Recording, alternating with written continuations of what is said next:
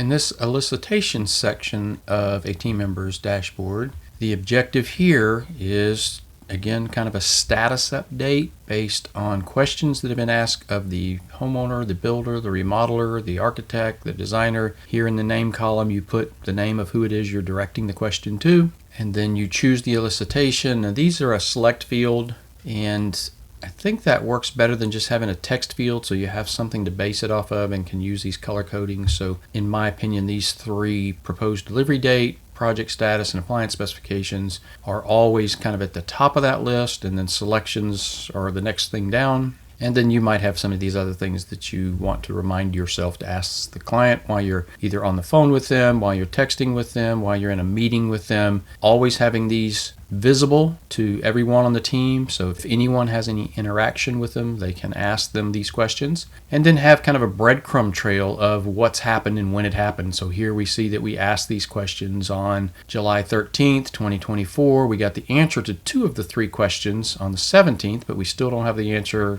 to this 3rd question, and it was to the contractor trying to get this project status, or job site status is what we call it now. And then once we get the answer, we obviously use this date received column, and then we also want to set a priority to let the client know that this is a medium or low or a high priority. Some things are not as important as others, and then to let them know if this would affect their delivery date. And any notes you want to put in here with these questions to clarify a question or whatever could go here, and obviously they're linked to a project. But when you create them, you're in a project, so this happens automatically. So that's the objective of the elicitations: questions that we need answers to be able to proceed. And we want to keep these front and center so that they're always top of mind. So we're looking at this section every day and seeing if there's any outstanding questions that we need answers to be able to move forward with our projects.